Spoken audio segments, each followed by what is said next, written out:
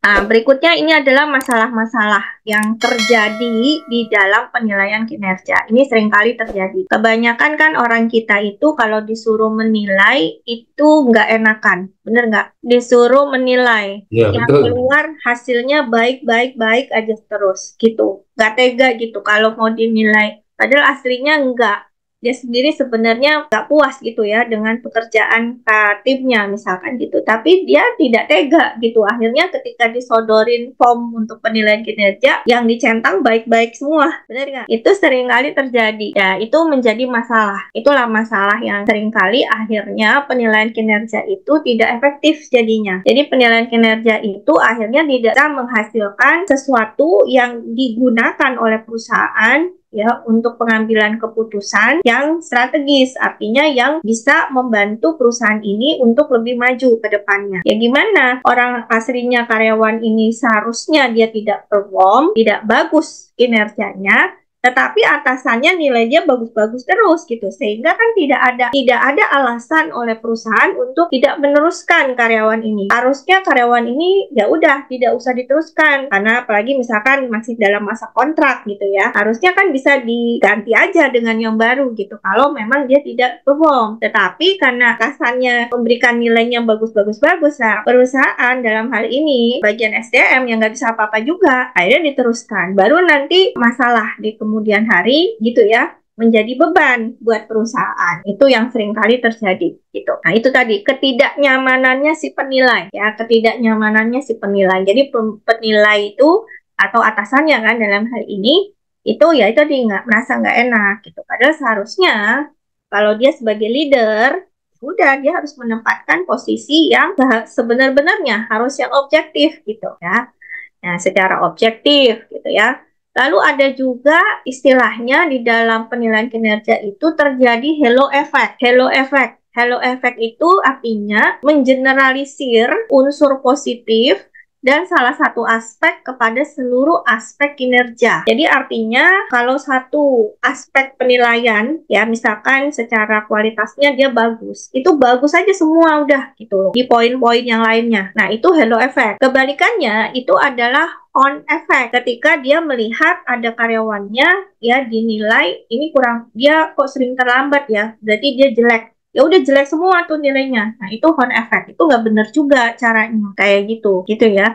Jadi dibuat bagus semua itu juga nggak benar kan gitu ya, dibuat semua jelek juga nggak benar. Nah, lalu juga ada masalah lagi berkaitan dengan sikap yang kasar atau sikapnya terlalu lunak ya. Karyawan nggak mau ada konflik, misal atasannya ini nggak mau ada konflik misalkan gitu ya, jadi dia menghindari kontroversi ya di dalam memberikan nilai yang terlalu tinggi, yang tinggi atau yang lunak. Kemudian ada juga central tendency error. Nah, di mana di sini atasan itu dalam memberikan penilaian kinerjanya itu secara tidak benar gitu. Artinya penilaiannya dibuat rata-rata. Ya, misalkan namanya karyawan sudah melakukan perencanaan dengan baik, nilainya 70.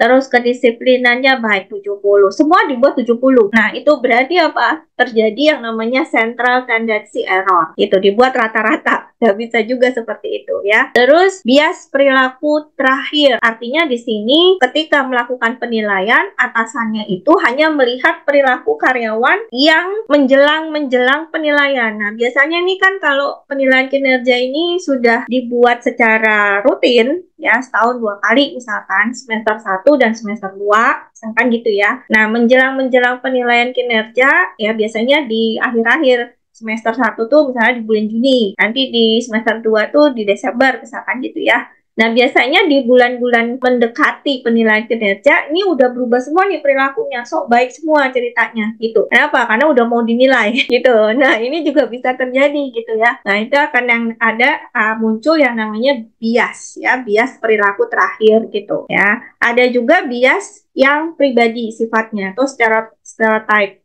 ya, diskriminasi kepada karyawan karena ada perbedaan tertentu.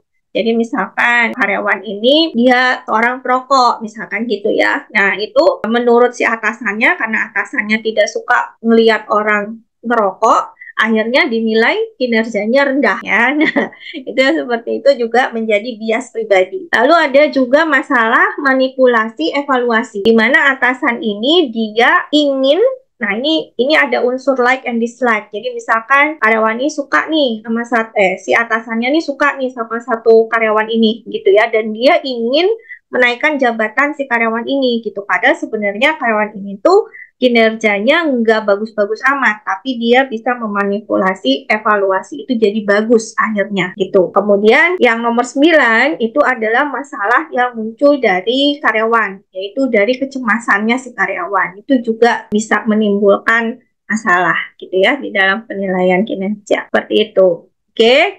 Untuk instrumennya nanti bisa dilihat di sini ya, untuk penilaian kinerja itu ya untuk mereview dan bisa untuk dievaluasi, tadi ini sudah kita bahas ya. Ini ada usaha-usaha perbaikan kinerja, itu bisa ada di dalam teorinya manajemen by objektif ya. Jadi bisa berdasarkan manajemen by objektif gitu ya. Ini MBO ini adalah salah satu filosofi dalam manajemen yang dikemukakan pertama kali oleh Peter Drucker. Peter Drucker itu adalah salah satu tokoh dunia gitu ya di dalam manajemen sumber daya manusia. Itu menilai kinerjanya karyawan berdasarkan keberhasilan mereka mencapai tujuan. Ya, mencapai tujuan yang sudah ditetapkan melalui konsultasi dengan atasannya gitu ya. Nah, usaha-usaha perbaikan yang dilakukan kalau menurut MBO, manajemen by objektif ini fokusnya itu adalah ke pencapaian tujuan yang akan nanti dikaitkan dengan tugas-tugasnya gitu. Jadi MBO ini adalah satu sistem ya, sistemnya strategis yang dimulai dengan menentukan dulu tujuan umum atau khusus perusahaan, lalu kemudian diturunkan kepada pekerjaan atau tugas-tugas yang akan dilakukan oleh si karyawan tersebut gitu. Nah, itu upaya-upaya. Lalu juga untuk perbaikan kinerja gitu ya, untuk perbaikan kinerja itu juga bisa dilakukan dengan manajemen pengetahuan ya. Di sini perusahaan bisa mengembangkan lah istilahnya gitu ya, kreativitas atau kompetensi dari karyawannya gitu ya. Kemudian juga bisa mengembangkan juga sistem, proses, struktur ya. Itu bisa, intinya karyawan tersebut bisa lebih baik lagi gitu nanti kinerjanya. Untuk pengetahuan kita udah bahas di kompetensi ya, nanti ini tambahan aja informasinya ya. Jadi pengetahuan itu termasuk di dalamnya penciptaan inovasi juga ya. Jadi kalau di manajemen pengetahuan itu bukan hanya sekedar knowledge aja ya, pengetahuan atau dari teori-teori yang kita pelajari, tapi sebenarnya di situ juga dituntut karyawan itu dia bisa menciptakan inovasi ya. Jadi bisa menciptakan satu konsep baru gitu misalkan ya, atau transfer knowledge misalkan, bisa seperti itu juga. Nah, ini untuk ada beberapa komponen tambahan ya untuk pengertian knowledge, nanti bisa dibaca. Peran manajemen pengetahuan ini sangat penting ya untuk bisa tadi ya, bisa lebih memfokuskan atau menempatkan karyawan itu sesuai dengan ini ya, sesuai dengan tanggung jawabnya, otoritasnya. Kaitannya lagi dengan manajemen pengetahuan itu udah pasti kepada kompetensi. Kita udah sering banget singgung-singgung terkait dengan kompetensi gitu ya. Nah, yang dimaksud dengan kompetensi ini adalah karakteristik dasar sebenarnya, karakteristik dasar individu yang berurusan atau berhubungan dengan kinerja atau unjuk kerja yang efektif atau yang terbaik gitu ya, yang bisa diperlihatkan, ditunjukkan oleh si karyawannya gitu. Nah, kompetensi ini ada kompetensi ambang batas. Jadi artinya kompetensi yang minimal standarnya. Jadi kalau kalau perusahaan itu dia punya kamus kompetensi istilahnya gitu ya. Jadi setiap karyawan itu, setiap jabatan itu sudah ada kompetensi standarnya apa gitu. Nah, itu dikatakan kompetensi batas yang dibutuhkan gitu untuk melakukan pekerjaan itu.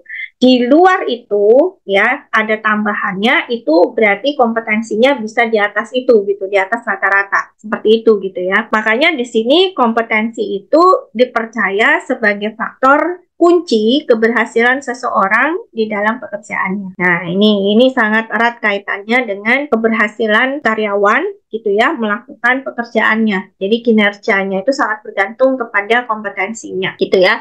Nah, ini bagaimana bisa mengidentifikasi kompetensi yang dibutuhkan untuk menghasilkan kinerja perusahaan yang prima. Ya, yang pertama, ini kembali lagi pasti harus dipahami dulu visi misinya, karena tadi turunannya langsung ke pekerjaan karyawan masing-masing gitu. Oke, standar kompetensi. Nah, ini tadi sempat saya singgung. Jadi setiap perusahaan dia pasti punya standar kompetensinya ya, sesuai dengan apa yang menjadi sasaran dari perusahaan. Lalu juga pengembangan SDM berbasis kompetensi sekarang sudah banyak dilakukan, nanti bisa dibaca ya. Nah, ini yang terkait dengan sistem penghargaan. Jadi intinya ketika kinerja organisasi itu bisa berjalan ya, maka sistem penghargaannya juga pasti akan berjalan gitu. Ada 6 dampak terhadap efektivitas organisasi, daya tarik ya, kemudian ada motivasi yang pasti di sini ya, pengaruh budaya juga. Nah, biaya juga diperhitungkan ya. Nah, yang paling baik itu sebenarnya adalah sistem penghargaan berbasis kompetensi. Itu udah paling clear, paling adil gitu ya, paling objektif gitu. Jadi udah pasti karena dilihat dari kompetensi larinya kepada kinerja. Nah, dari situ penghargaan bisa dibuat, bisa dilakukan. Oke, sampai di sini.